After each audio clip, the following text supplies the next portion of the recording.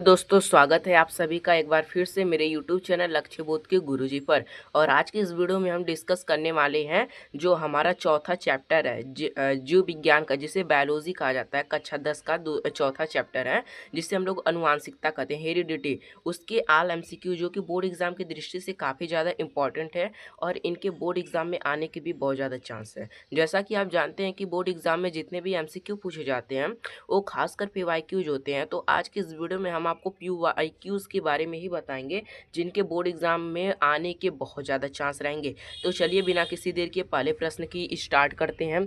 पहला जो प्रश्न है हमारा कि अनुवांशिकता के प्रयोग के लिए मेंडल ने निम्नलिखित में से कौन से पौधे का उपयोग किया था। तो कौन से पौधे का उपयोग किया था? मटर, यानी ऑप्शन सी क्या हो जाएगा? बिल्कुल राइट हो जाएगा। प्रश्न नंबर दूसरे का क्या कहना है कि उद्यान मटर में अप्रभावी लक्षण क्या होता है।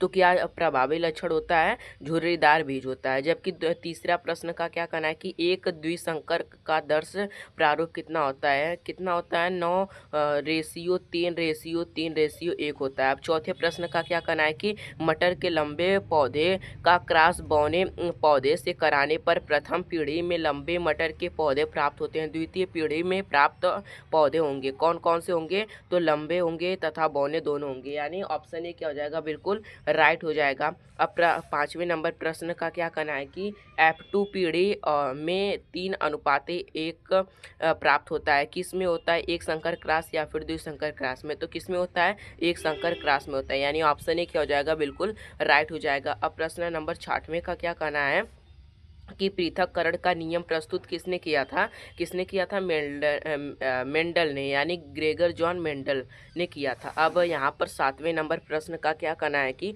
गुणसूत्र किस पदार्थ के बने होते हैं? किस पदार्थ के बने होते हैं? DNA के बने होते हैं। DNA और प्रोटीन दोनों के गुणसूत्र क्या होते हैं? बने होते हैं। अब 8वें नंबर प्रश्न का क्या कहना है कि मानव में गुणसूत्रों की संख्या कितनी होती है? कितनी होती है?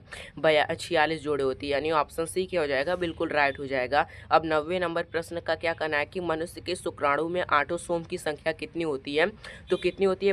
44 होती है। और 10वें नंबर प्रश्न का क्या कहना है कि पुरुष में लिंग गुणसूत्र कौन सा होता है? तो कौन सा होता है? XY होता है, यानी ऑप्शन ए क्या हो जाएगा? बिल्कुल राइट हो जाएगा। अब प्रश्न नंबर 11 का क्या कहना है कि निम्नलिखित में से कौन सा जीन प्रारूप शुद्ध गोल बीजों में प्रकट करता है? तो गोल का मतलब क्या होता है? राउंड। राउंड का यानी आर। आर से क्या हो जाएगा? जो शुद्ध हो, यानी दोनों में आर आर ए कैपिटल हो, उससे क्या हो जाएगा? सही ऑप्शन हो जाएगा, यानी ऑप्शन डी क्या हो जाएगा? बिल्कुल राइट हो जाएगा।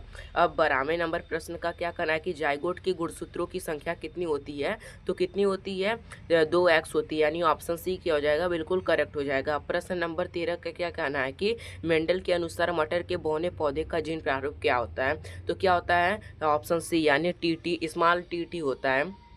अब प्रश्न नंबर 14 का क्या कहना है कि मेंडल के अनुसार मटर के शुद्ध लंबे पौधे का जीन प्रारूप कितना होता है? तो कितना होता है? यहाँ पर ऑप्शन ए क्या हो जाएगा? बिल्कुल करेक्ट हो जाएगा। अब 15वें नंबर प्रश्न का क्या कहना है कि अनुवांशिक विज्ञान के जनक कौन है? तो कौन है? ग्रेगर जॉन मेंडल है। अब हमारे पास 16 नंबर प्रश्न का क्या कहना है यहाँ पर कि मेंडल के अनुसार मटर के पौधे में निम्नलिखित में से कौन सा जीनोटाइप लंबे तने व झुर्रीदार बीजों के लक्षण व्यक्त करते हैं?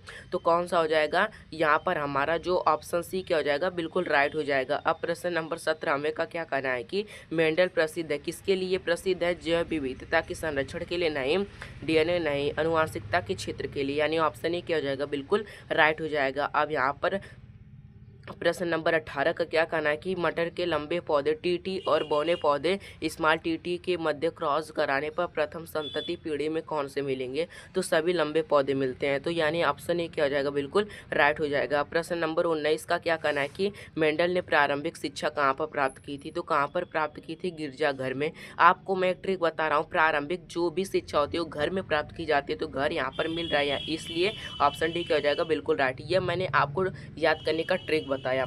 अब हमारे सामने 20वें नंबर प्रश्न आता है और इसका क्या कहना है कि मानव में लिंग गुणसूत्रों की संख्या कितनी होती है?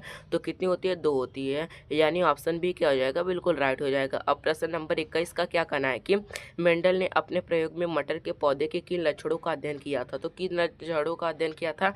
ये सभी, यानी दोस्तों ऑप्शन डी क्या हो जाएगा? बिल्कुल राइट। तो दोस्तों आपको ये वीडियो कैसी लगी कमेंट करके जरूर बताइएगा, और आप यह भी कमेंट करके जरूर बताइएगा कि आप अगली वीडियो किस टॉपिक पर चाहते हैं। मिलते हैं किसी अगली वीडियो में, तब तक के लिए धन्यवाद।